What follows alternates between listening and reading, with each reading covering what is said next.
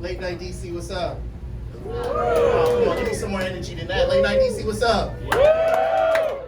Real quick, before I begin, I do just want to dedicate tonight's set to everybody out there that eats ass. But then won't eat anything at the company potluck unless they know who made it. Word. Now you want to be selective with your taste buds? It don't work that way. It's funny though, because it's not just men that eat ass. Women eat ass now too. Found that out the hard way. I had a big girl, she ate my ass one night. Grabbed my ankles, threw them over my head. I didn't know what the fuck to do. I was nervous, excited. Bitch, what the fuck is you doing? You gotta stop that.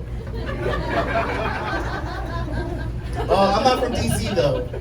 Originally, I'm not from DC. I'm originally from Philadelphia. And when I was growing up, I grew up in an all-black neighborhood, but I went to an all-white private school, right? So that means people would always be like, yo, why you talk like that? Why you talk so proper? Like, why you sound so white? But then people in my neighborhood were especially mean about it. They were like, yo, dog, you sound like a fucking bitch. And I would just be like, yo, I just asked if you saw my flip-flops, Grandma. Why? Why are you so mean?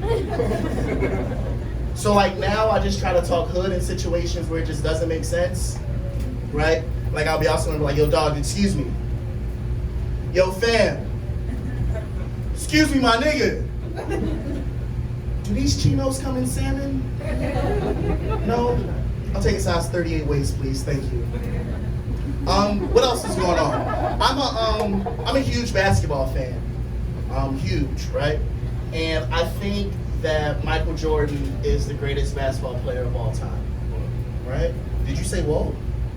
Oh man. Like some people say it's Kobe, some people say it's LeBron, white people say it's Larry Bird. But personally I think it's Mike. And I'll tell you, I fell in love with Mike when I was in middle school, right? I watched this documentary on him, and it was around the time they had first retired from the NBA. He was playing a lot of baseball, and he was terrible at it. And his teammates were like, Mike, we need you to come back. We can't win without you. And reluctantly, Mike came back. And him and his teammates are the best players in the NBA. This documentary is called Space Jam. I don't know if you guys have ever seen it, but I highly recommend it. There's also this thing going on in the NBA where the owners, they don't want to be called owners anymore. Have you guys heard about this? They're trying to get away from this term owners because it's usually like a whole bunch of old white men who own the teams, and it's like young black men who are playing, and it's like, oh my God, it's kind of like slavery. But I'm like, yo, the Clippers were just bought for $2 billion. Billion. With a B. If I paid $2 billion for anything, you goddamn right I own it. Are you fucking kidding me? And it's weird though, because these players, they make like $30, $40 million to play basketball, right?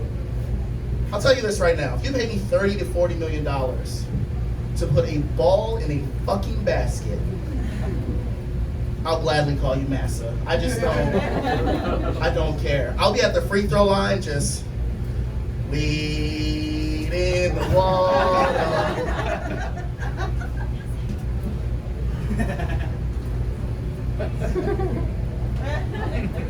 Wade in the water. It's just not something that I can really get behind. Then real quick before I go, there was this thing where they wanted to put Harriet Tubman on the $20 bill, right? And they like delayed it, but I hope they cancel it. Because I do not want civil rights leaders on my money, right? I don't need that kind of pressure.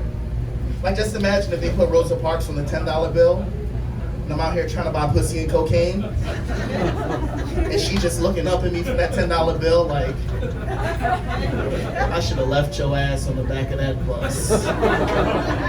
Like what if they put Martin Luther King Jr. on the $1 bill next? You stuffing them down strippers' G-strings, that's not his dream. That's not what he died for. Unless it's a white stripper. Touch that ass, touch that ass. Good God Almighty, I'm gonna touch that ass. Guys, that's been my time. Thank you very much.